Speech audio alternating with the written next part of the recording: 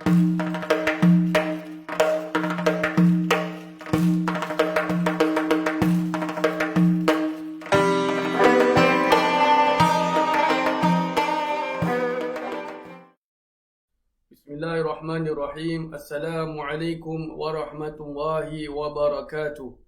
Al-Fatiha ila hadratin Nabi Sayyidina Muhammadin sallallahu alaihi wa alihi wa sahbihi wa sallam kiramil Fatiha. A'udzu billahi minasyaitonir rajim. Bismillahirrahmanirrahim. Alhamdulillahi rabbil alamin. Ar-Rahmanir Rahim. Maliki yaumiddin. Iyyaka na'budu wa iyyaka nasta'in. Ihdinas siratal mustaqim. Siratal ladzina an'amta 'alaihim ghairil maghdubi 'alaihim waladdallin. Amin. Alhamdulillah Rabbil Alamin. Hamdan yuwafi ni'amahu wa yukafi'u mazida. Alhamdulillahillazi hadana lihaza wa ma kunna linahtadiya lawla an hadana Allah. Ashhadu an la ilaha illallah wahdahu la sharika lah wa ashhadu anna sayyidana Muhammadan abduhu wa rasuluh. Allahumma salli wa sallim ala sayyidina Muhammadin miftahi babi rahmatillah adada ma fi ilmillah salatan wa salaman daimaini bidawami mulkillah wa ala alihi wa sahbihi adada kulli dharratin alfa marrah. Allahumma salli wa sallim ala nuril anwar wa sirril asrar wa tiryaqil aghyar wa miftahi babil yasar سيدنا ومولانا محمد المختار وآله الأطهار وأصحابه الأخيار عدد نعم الله وإفضاله. سبحانك لا علم لنا إلا ما علمتنا إنك أنت العليم الحكيم. رب اشرح لي صدري ويسر لي أمري واحلل عقدة من لساني يفقه قولي. أستغفر الله العظيم الذي لا إله إلا Huwal hayyul qayyum wa atubu ilaihi amma ba'du.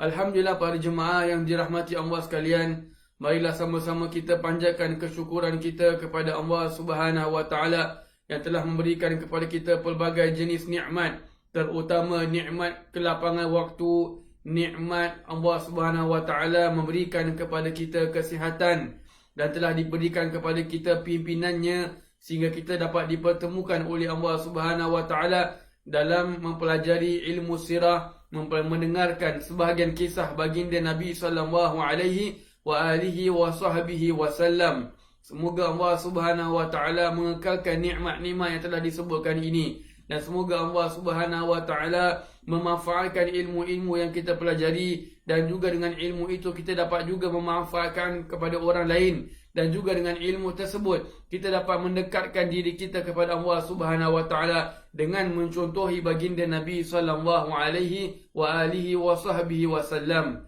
Dan semoga Allah Subhanahu wa taala menerima semua amalan-amalan kita dan mematikan kita semua dalam keadaan husnul khatimah. Amin ya rabbal alamin. Alhamdulillah para jemaah yang dirahmati Allah sekalian, kita menyambung dalam pembacaan kitab Sirah Nabawiyah, di mana pada mingguan lalu telah kita selesaikan bab berkenaan dengan syafaatnya Nabi sallallahu alaihi wa alihi wasallam. Secara ringkasnya tentang beberapa jenis-jenis syafaat yang diberikan kepada Nabi sallallahu alaihi wasallam dan juga ada sebahagian syafaat yang diberikan kepada jenis-jenis manusia yang lain. Baik, jadi kita menyambung pada malam ini adalah berkenaan dengan bab permulaan turunnya wahyu. Jadi kalau kita, bagi mereka yang ikuti kelas ini, kita telah memulakan kelas pengajian Sirah Nabawiyah ini daripada tahun lalu, bulan 2 tahun lalu. Subhanallah, kita mulakan daripada keutamaan mempelajari sirah Nabi SAW sekaligus dengan kenapa Islam itu bermula di negeri Mekah. Kemudian kita melalui tentang nasab keturunan baginda Nabi SAW sampai ke Adnan, cerita ringkas mereka sedikit demi sedikit. Kemudian kelahiran Nabi SAW, Siti Halimah saat dia menjaga Nabi SAW. Kemudian Nabi kembali kepada ibu yang tercinta. Kemudian ibu tercinta wafat, diganti oleh Abdul Muttalib, datuk Nabi SAW. Dan seterusnya kita lalu step by step. Kalau orang kata kita belajar ni lambat. Jadi kalau orang itu kata lambat, kita tanya balik apa yang kita dapat dengan belajar cepat. Kita nak belajar cepat, tapi kita tak dapat merangkumi semua aspek dalam kehidupan baginda Nabi SAW. Apa yang kami cuba terangkan adalah apa yang dapat kami, apa yang termampu kami cedok daripada khazanah ilmu berkenaan dengan sirah baginda Nabi SAW. Banyak lagi yang tidak kami research, tapi memadailah apa yang sekadar ini yang telah kita lalui selama ini. Jadi kita sambung pada tajuk yang baru, bab permulaan turunnya wahyu. Sekarang barulah masuk bab di mana Nabi SAW diangkat menjadi Rasul. Dan telah kita melalui bahawa ketika itu baginda berumur 40 tahun. Baik. Imam Ibn Ishaq berkata, Az-Zuhri telah menyebutkan dari Urwah bin Az-Zubair, dari Aisyah, dari Sayyidatina Aisyah radhiyallahu anha, bahawa Sayyidatina Aisyah berkata kepada Urwah, sesungguhnya wahyu yang pertama kali yang diterima Rasulullah SAW ketika Allah berkehendak memuliakannya dan memberi rahmat kepada hamba-hambanya ialah dengan mimpi yang benar. Awal sekali kita mulakan dengan sebuah hadis yang diriwayatkan oleh Urwah bin Zubair. Beliau ini mendengar, beliau ini diberitahu oleh Sayyidatina Aisyah radhiyallahu anha berkenaan dengan awal mula wahyu itu diturunkan. Berkenaan dengan awal mula wahyu itu diturunkan. Apa kata Sayyidatina Aisyah radhiyallahu anha? Sesungguhnya wahyu yang pertama kali yang diterima Rasulullah SAW ketika Allah berkehendak memuliakannya dan memberi rahmat kepada hamba-hambanya. Ini dua rangkap ini Sayyidatina Aisyah radhiyallahu anha mengatakan ketika mana Allah hendak memuliakannya. Baik, bukanlah bermakna bila kita baca hadis ini Nabi sebelum diangkat menjadi Rasul itu Nabi itu tidak mulia. Subhanallah. Sallallahu alaihi wa alihi wasallam. Tidak. Tapi yang dimaksudkan dengan memuliakannya bermakna ditambahkan lagi kemuliaannya.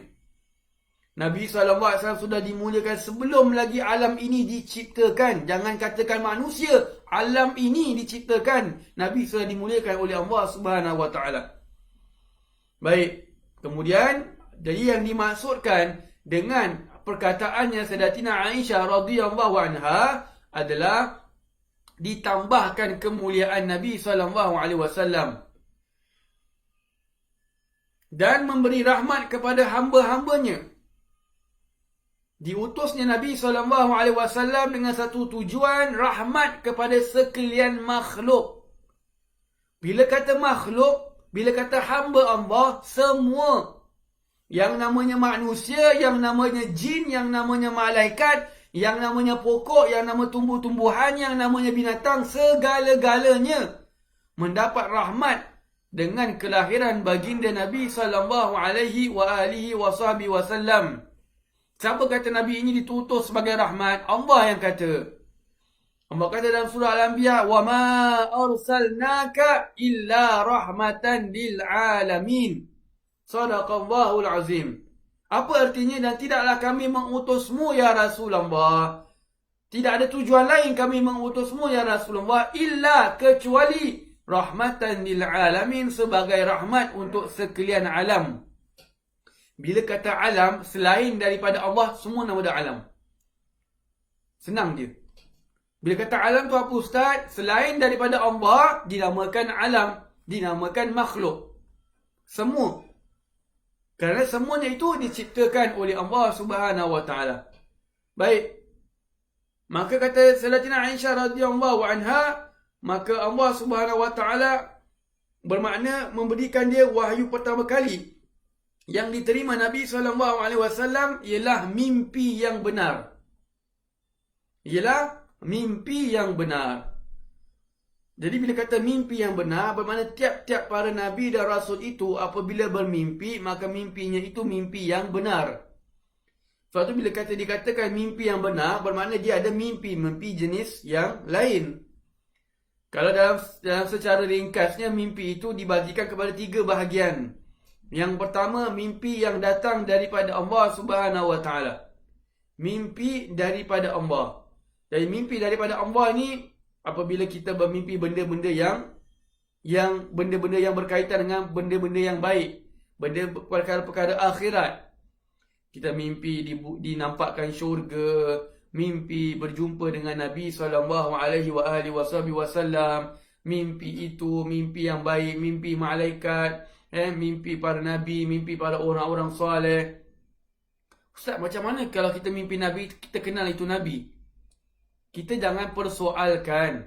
InsyaAllah itu nanti Allah uruskan. Orang-orang yang bermimpi Nabi tahulah bagaimana rasanya itu nikmat. Subhanallah. Jadi kalau kita tak dapat, jangan kita ingkari nikmat tersebut. Subhanallah. Jadi mimpi yang pertama itu mimpi datang daripada Allah. Mimpi-mimpi yang baik. Cuma ada yang dipersisihkan oleh ulama. Ada yang mengatakan kalau nak dapat mimpi yang baik itu mestilah diawali dengan angkat wuduk, mestilah diawali dengan tidur menghadap kiblat, kemudian tidur dengan membaca surah-surah dan juga doa-doa yang warid daripada Nabi SAW. Kemudian barulah mimpinya itu boleh diterima ataupun dikira sebagai mimpi daripada Allah. Baik, itu mimpi jenis yang pertama. Mimpi yang jenis yang kedua adalah mimpi yang datang daripada syaitan. Mimpi yang datang daripada syaitan. Bila kata mimpi yang datang daripada syaitan ni, dia mimpi-mimpi yang mengeri-ngerikan, menakut-nakutkan.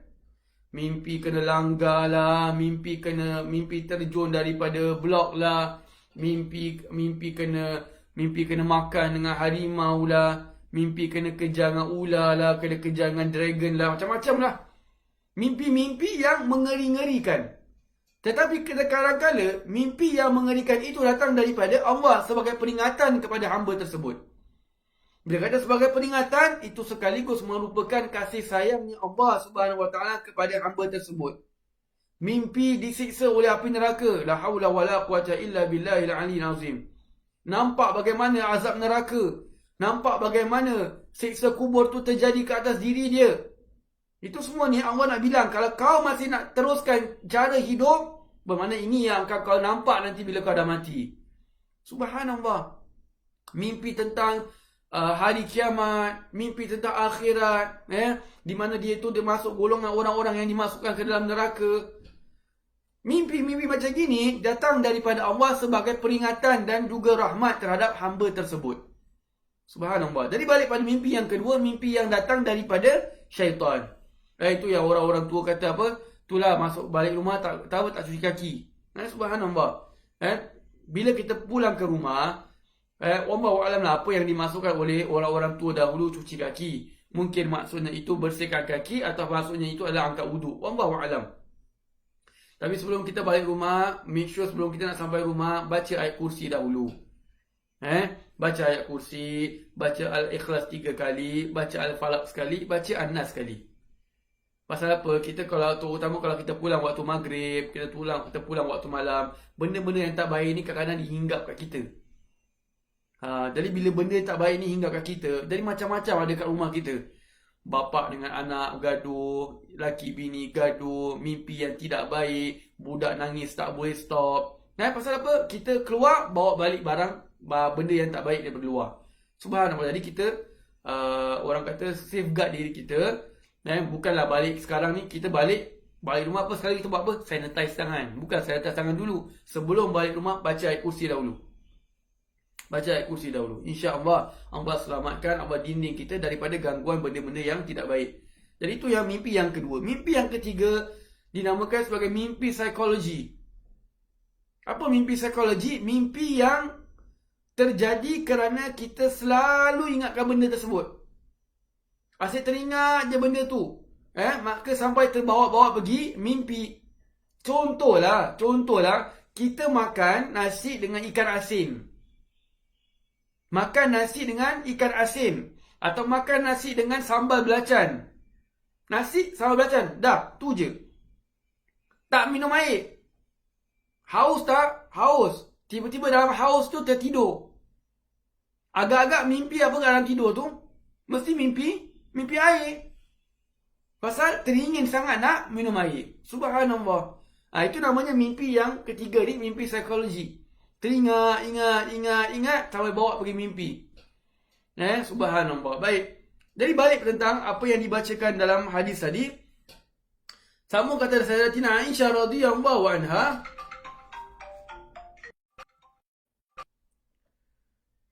tidaklah baginda bermimpi dalam tidurnya, kecuali pasti baginda melihatnya laksana sinar pagi. Apa kata Sayyidatina Aisyah radhiyallahu anha? Tidaklah baginda bermimpi dalam tidurnya, kecuali pasti baginda melihatnya laksana sinaran pagi. Bermakna apa yang Nabi lihat dalam mimpi, maka mimpi itu pasti akan terjadi. Apa yang Nabi lihat dalam mimpi, maka baginda pasti akan melihat dalam keadaan jaga. Apa saja? Kerana semua mimpi-mimpi para Nabi dan Rasul itu adalah mimpi yang benar. Mimpi para Nabi dan Rasul itu adalah mimpi yang benar. Jadi apa saja yang mereka mimpi, maka ia akan menjadi realiti pada keesokan hari atau beberapa hari setelah itu. Apa yang nampak dalam mimpi, bila jaga macam itu juga akan jadi. Exacting. Sama. Subhanallah. Baik. Kemudian, bila kata soal mimpi, jadi semua mimpi-mimpi para Nabi itu, Nabi SAW itu adalah benar, walaupun mimpi itu menyedihkan. Walaupun mimpinya Nabi SAW itu menyedihkan. Subhanallah. Ada ke mimpi Nabi yang menyedihkan? Ada. Dalam peristiwa peperangan Uhud, Nabi SAW pada pagi Jumaat, setelah mana sebelum peperangan Uhud ni saya ambil sekilas pandang lah. Nanti kita akan lalu secara detail lagi bila sampai bab peperangan Uhud yang berlaku pada tahun ketiga Hijrah. Dalam peperangan Uhud, macam mana terjadinya peperangan Uhud? Sebelum peperangan Uhud itu, Nabi SAW bermesyuarat bersama dengan orang-orang Islam, bersama para sahabat Muhajirin dan Ansar, termasuk ada orang munafik, Abdullah bin Ubay bin Salul. Nabi kata dengan para sahabat, Nabi kata, apa kata kita tunggu saja orang-orang kafir datang kepada kita ke Madinah, kemudian kita boleh serang hendap. Kerana kita mengetahui selok-belok jalan di Madinah dan mereka itu tidak mengetahui, mereka itu orang Mekah. Ini sekarang sudah jadi kota kita, jadi kita lebih tahu tentang keadaan kita punya town, kita punya tempat. Baik. Nabi punya idea nak serang hendap. Datang, kemudian kita akan serang hendap. Jadi pasti akan dapat dikalahkan. Kemudian ada beberapa sahabat yang bangun, ya Rasulullah, kalau kita tunggu musuh datang, kita tidak menunjukkan semangat kewiraan kita. Kita tidak menunjukkan keperkasaan kita. Kita tidak menunjukkan kekuatan kita, ya Rasulullah. Apa kata kita jumpa mereka di luar? Dan luar situlah yang dimasukkan adalah Uhud, tempat Uhud tu. Baik.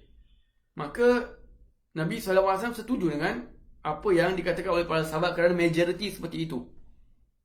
Baik. Yang setuju dengan Nabi ada beberapa sahabat termasuk orang munafik. Abdullah bin Ubay bin Salul. Dia ni setuju dengan ideanya Nabi, saranannya Nabi, kerana dia ni memang penakut nak pergi perang. Subhanallah. Baik. Maka bila sudah selesai semua, maka Nabi decide, okeylah, setuju untuk kita keluar jumpa dengan orang-orang kafir di Uhud. Malam tu Nabi SAW bermimpi pedang Nabi itu patah. Ada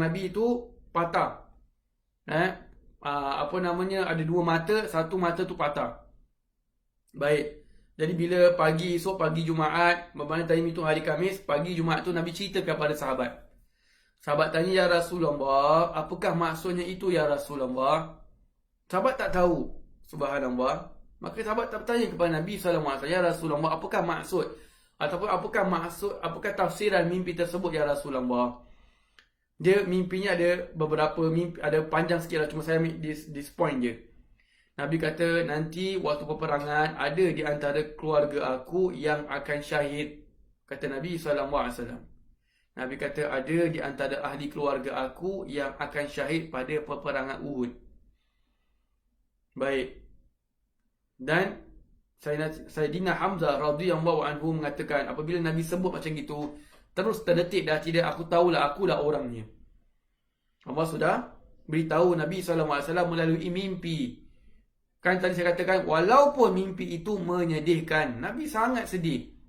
Itu nanti kita akan lalu peperangan Uhud, sangat peperangan yang sangat sayup. Subhanallah.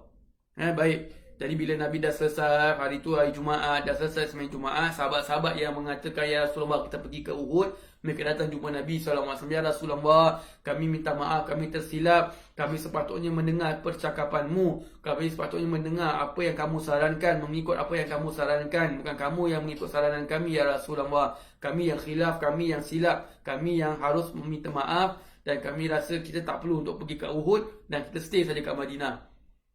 Nabi SAW setelah sembahyang Jumaat itu, yang apabila dijumpai oleh para sahabat, Nabi sudah memakai baju besi. Dah siap lah. Maka kata Nabi SAW dalam maksud hadis, tidaklah sepatutnya para Nabi yang sudah mengenakan pakaian peperangan untuk dimenanggalkan kembali. Jadi kalau orang-orang Quraisy atau orang-orang Mekah datang ke Madinah, orang-orang Islam tak perlu nak siap-siap. Just standby kat belakang, attack from behind lah. Tapi qadarallahu masya, apa yang buat takdirkan itu akan berlaku. Jadi balik pada tentang mimpi Nabi SAW itu pasti akan terjadi, walaupun mimpi itu menyedihkan. Subhanallah. Baik. Kemudian di dalam perkataan ulama, Al-Imam Qadhi Iyad berkata, adapun kenabian baginda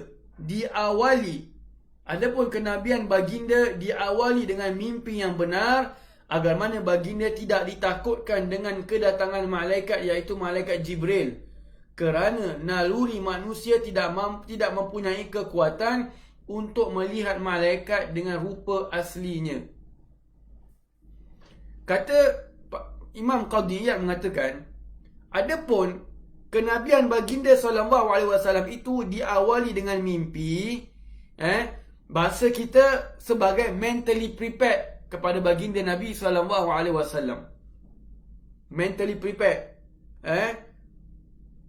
Agar mana apabila Nabi SAW itu, apabila nanti betul-betul berjumpa dengan malaikat Jibril, Nabi tidak merasa takut, tidak merasa gentar. Kerana apa?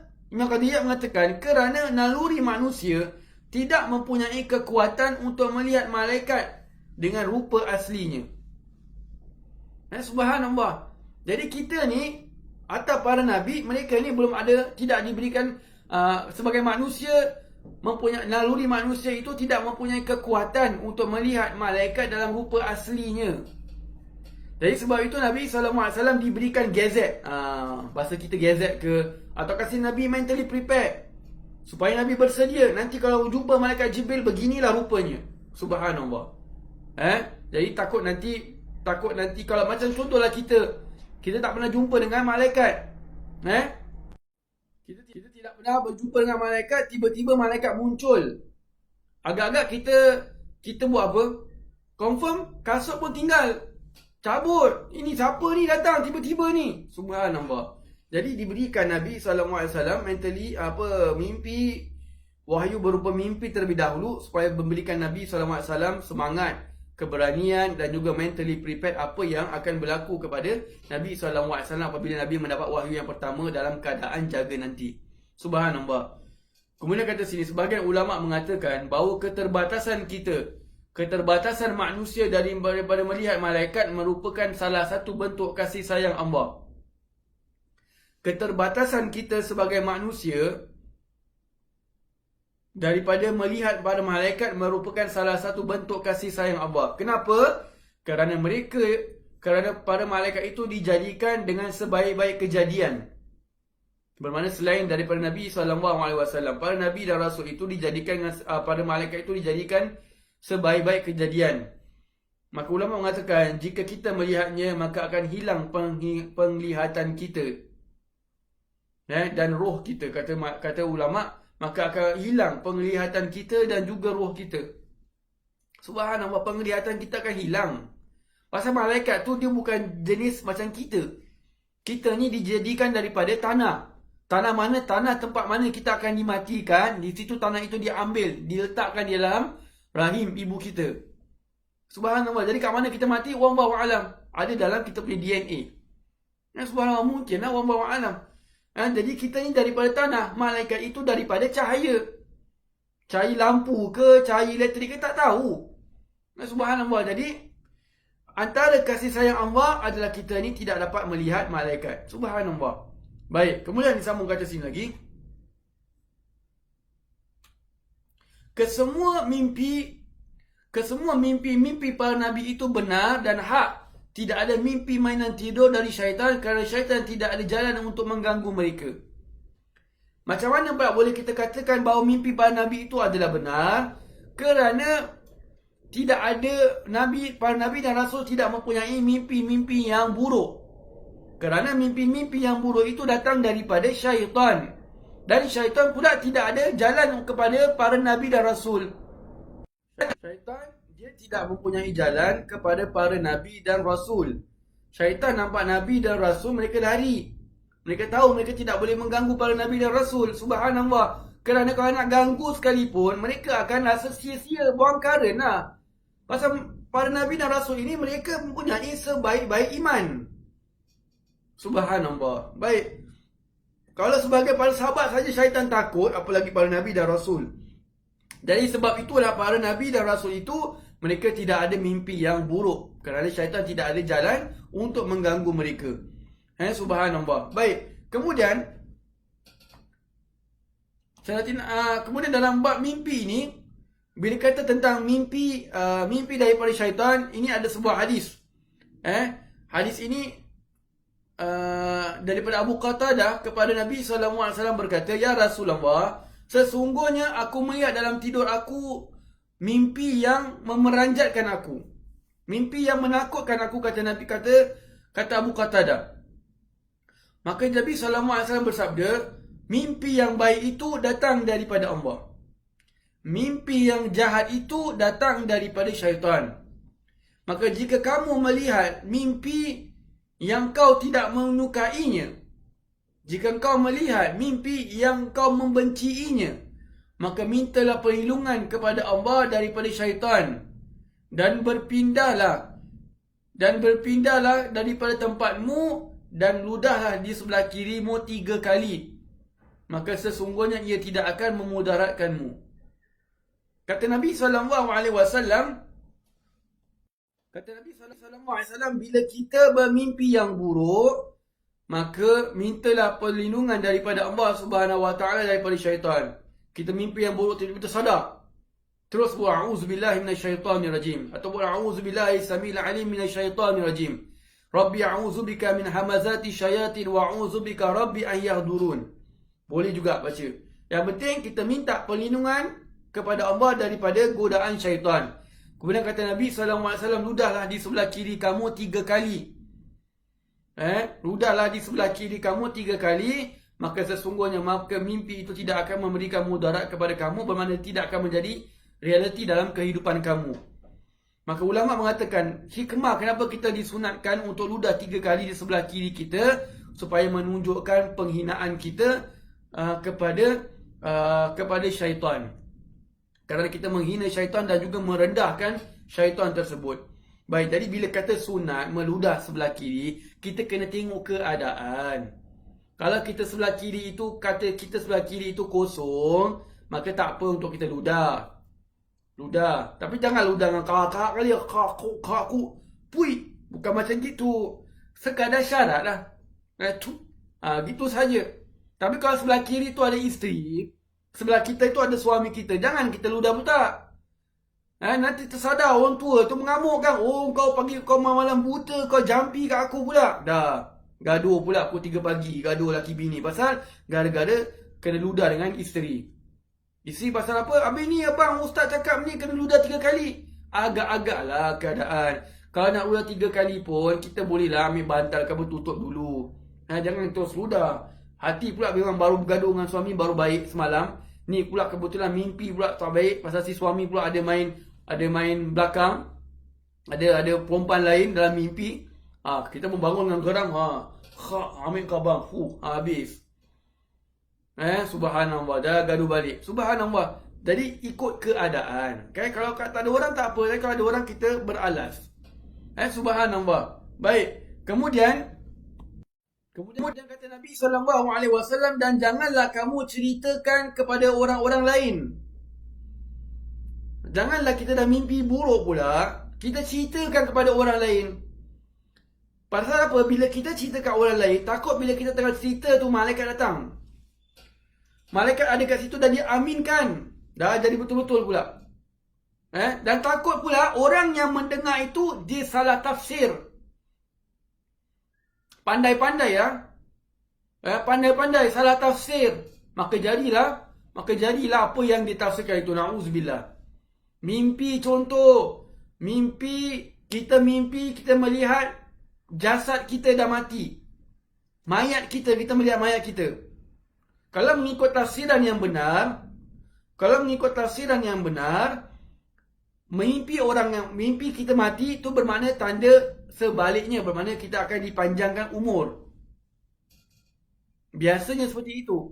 Kita pula pergi beli cerita pula kat orang lain. Orang tu kata, kau tak lama lagi seminggu mati. Lagi seminggu betul-betul mati. Pasal kita pergi cerita kat orang. Jadi mimpi-mimpi yang buruk jangan kita cerita kat orang. Mimpi-mimpi yang tak baik, mimpi aksiden, mimpi kena empak batu, mimpi terjun, mimpi lemas, mimpi terbakar. Yang tak baik semua jangan diceritakan. Jangan diceritakan kepada orang. Berlindung kepada Allah daripada syaitan. Dah habis. Tak perlu untuk diceritakan. Subhanallah. Baik. Jadi itulah berkenaan dengan mimpi secara ringkas lah, tentang masuk mimpi itu. Kalau kita mimpi ada 3 macam. Dan bagaimana mimpi para Nabi dan Rasul itu. Dan kalau kita mimpi yang buruk, apa yang hendak kita lakukan. Baik, balik pada tadi apa yang dikatakan oleh Sayyidatina Aisyah radhiyallahu anha. Mulai saat itu Allah Subhanahu wa taala menjadikan Nabi SAW suka menyendiri. Dan tidak ada pekerjaan yang lebih disukainya daripada menyendiri. Subhanallah. Apa kata Sayyidatina Aisyah radhiyallahu anha? Mulai daripada saat itu, apabila Nabi sudah mendapatkan alamat, mendapat wahyu melalui mimpi, maka Allah Subhanahu wa taala meletakkan di dalam hati Nabi SAW itu suka menyendiri. Apa yang dimasukkan suka menyendiri? Berkhalwat. Berkhalwat. Sampai Sayyidatina Aisyah mengatakan ketika itu tidak ada pekerjaan, tidak ada perbuatan yang lebih disukai oleh Nabi SAW daripada berkhalwat. Dan lebih disukai oleh Nabi SAW daripada berkhalwat. Subhanallah. Jadi bila dengan berkhalwat itu, hati Nabi SAW semuanya kepada Allah. Dapat kelapangan hati, terputus daripada perkara-perkara dunia, kerana selalu ingat kepada Allah Subhanahu wa taala. Baik, jadi tentang bab berkhalwat ni, kita jangan salah faham. Kita tiba-tiba nak berkhalwat, nak jauh daripada masyarakat, nak berkhalwat selama 40 hari. Kalau kita memang ada panduan daripada guru yang mursyid, guru yang bertakwa, guru yang tahu bagaimana untuk membentuk murid-muridnya. Kita dapat, terutama guru itu berpangkat wali-wali Allah, dan mereka yang memberi isyarat kepada kita untuk berkhalwat, maka berkhalwatlah. Of course dengan syarat lah guru tu bertakwa. Bukan guru tu ajaran dia 50-50. Akidah, hakikat lah, syariah lah. Habis guru tu bila tanya tentang benda-benda basic tak tahu. Tanya bab masalah sembahyang Jumaat. Kalau imam batal ketika khatib sedang khutbah, kalau khatib sedang khutbah tiba-tiba terkentut, apa yang nak buat?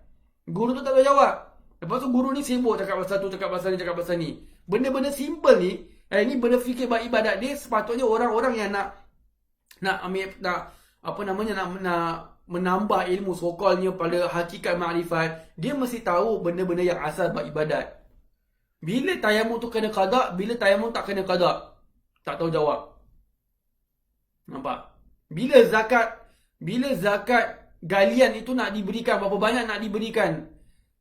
Asnaf yang 8 tu siapa? Syarat mereka tu apa? Tak boleh jawab. Kalau orang itu ada hutang, kena zakat ke tidak? Tak boleh jawab. Jadi banyak yang blank tau. Lopong. Nak ajar pula murid hakikat makrifat. Ini salah. Totally salah.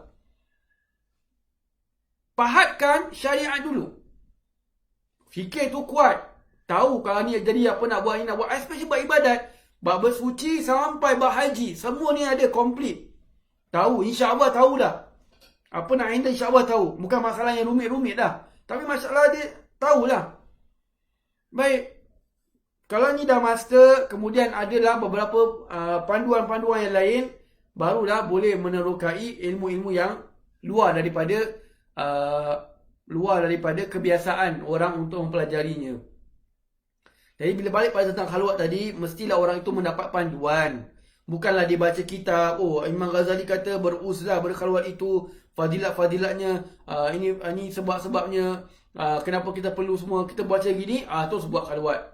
Tinggal bini, tinggal anak, tak campur masyarakat, lari daripada masyarakat, takut orang nampak. Ni salah. Bukan begitu caranya berkhalwat. Subhanallah. Kalau kita tak mengerti cara berkhalwat, cari orang yang mengerti. Cari orang yang mengerti, bukan pandai-pandai. Baca kat buku susah. Kalau kita terus berpandukan buku, kita selalunya negatifnya banyak daripada positif. Salahnya banyak daripada betul. Buku kadang-kadang ada typo error. Buku kadang-kadang boleh ada salah pages. Pages boleh hilang. Perenggan boleh hilang. Tajuk boleh hilang. Basmalah boleh hilang. Pasal buku type boleh hilang. Jadi kat mana nak rely? Pada orang yang memang mendalami ilmu tersebut. Orang yang kepakarannya kat situ, area dia kat situ. Subhanallah. Jadi kalau kita nak berkhalwat, make sure kita mendapatkan petunjuk daripada guru yang mursyid, yang benar-benar mursyid. Subhanallah. Bukan nama guru tu mursyid, bukan. Tapi dia betul-betul berpangkat mursyid, yang betul-betul bolehlah membentuk murid menjadi orang-orang yang lebih baik. Subhanallah. Jadi kita janganlah pandai-pandai bila dengar bab khalwat, kita pun nak khalwat. Oh, Nabi pun khalwat. Subhanallah, kita nak ikut. Jangan. Kita mesti ada panduan. Subhanallah. Baik. Terkadang baginda berkhalwat selama 3 hari, terkadang 7 malam, kadang 7 hari, dan terkadang sehingga sebulan. Masa period Nabi SAW berkhalwat itu ada berlainan mengikut keadaan. Terkadang Nabi khalwat 3 hari. Naik ke Gua Hira, stay di sana 3 hari, tenangkan diri. Kita kalau lihat kalau sekarang ni kita pergi umrah, mudah-mudahan kita dapat pergi umrah secepatnya lah. Dalam masa COVID-19 dah selesai, insyaAllah kita dapat pergi umrah secepatnya. Amin ya Rabbal Alamin. Kalau kita panjat Jabal Nur tu, Gua Hira tu, kalau kita berada di atas puncak tu, tempat yang biasa dipergi oleh jemaah-jemaah, kita akan melihat, kita akan merasa suatu ketenangan dalam diri kita. Subhanallah. Jadi kita boleh bayangkan bagaimana tenangnya hati Nabi SAW. Subhanallah, bila ada di atas tu, yang makan masa Nabi 3 hari. Dan terkadang-kadang Nabi ada di sana 7 hari. Dan terkadang-kadang sampai sebulan. Jadi bila apa yang Nabi buat ni, apakah Nabi meninggalkan tanggungjawab Nabi sebagai seorang suami? Apakah Nabi meninggalkan tanggungjawab Nabi sebagai seorang bapa? Apakah Nabi meninggalkan tanggungjawab Nabi sebagai seorang yang mencari nafkah? Tidak. Kehidupan Nabi SAW itu semua seberada. Kerana Sayyidatina Khadijah Al-Kubra radhiyallahu anha itu adalah orang yang kaya. Dan bila Nabi nak buat seperti itu, Nabi bukan just buat je. Nabi disokong oleh Sayyidatina Khadijah Al-Kubra radhiyallahu anha. Subhanallah. Isteri sokong suami. Tak apa. Isteri tahu bagaimana Allah di hati suaminya. Sayyidatina Khadijah radhiyallahu anha tahu bagaimana Nabi punya sayang, cinta pada Allah Subhanahu wa taala. Maka Sayyidatina Khadijah Al-Kubra radhiyallahu anha menyokong apa yang dilakukan oleh Nabi sallallahu alaihi wasallam. Nabi nak panjat Gua Hira, maka disokong oleh Sayyidatina Khadijah Al-Kubra radhiyallahu anha. Kemudian dekat sini, terkadang jika bekalan Nabi sudah habis, maka baginda akan pulang untuk membawa bekalan yang sama. Dan dikatakan bahawa makanan bahawa makanan tersebut adalah minyak dan juga kuih. Dan makanan yang dibawa oleh Nabi SAW ada sejenis kuih dan juga minyak zaitun. Subhanallah. Jadi bila Nabi specifically pakai minyak zaitun, bermakna tahulah tu minyak zaitun tu banyak-banyak manfaat. Banyak sekali manfaat. Di antaranya kalau kita ni sering ada flu, sering sesama, kaki sengal-sengal lutut dan sebagainya, especially kalau kita makin berumur, maka kita cuba berubat dengan menggunakan minyak zaitun. Bagaimana cara berubatnya? Ambil satu sudu teh, satu sudu kecil tu, tiap-tiap pagi satu sudu kecil minyak zaitun minum. Hari-hari buat. Badan akan jadi kurus sedikit, kerana dalam minyak zaitun tu dia ada omega 3. Subhanallah, dia bermakna omega 3 tu kira healthy fat. Jadi healthy fat dah masuk dalam badan kita, maka fat yang harmful punya fat, yang kolesterol punya fat, yang tak baik punya fat akan keluar dari badan kita. Jadi dah akan makin kurus badan kita. Subhanallah. Jadi ni try lah, cuba saja. Subhanallah. Jadi Nabi SAW akan naik ke atas bekalan Nabi itu adalah minyak zaitun dan juga jenis kuih yang ada pada masa Nabi SAW. Baik, wallahu a'lam bishawab. InsyaAllah kita akan sambung pelajaran sirah Nabawiyah ini pada minggu hadapan. Semoga Allah SWT memberikan kepada kita manfaat daripada apa yang telah kita dengar pada malam ini. InsyaAllah kita tutup dengan surah Wal-Asr dan tasbih kafaratul majlis.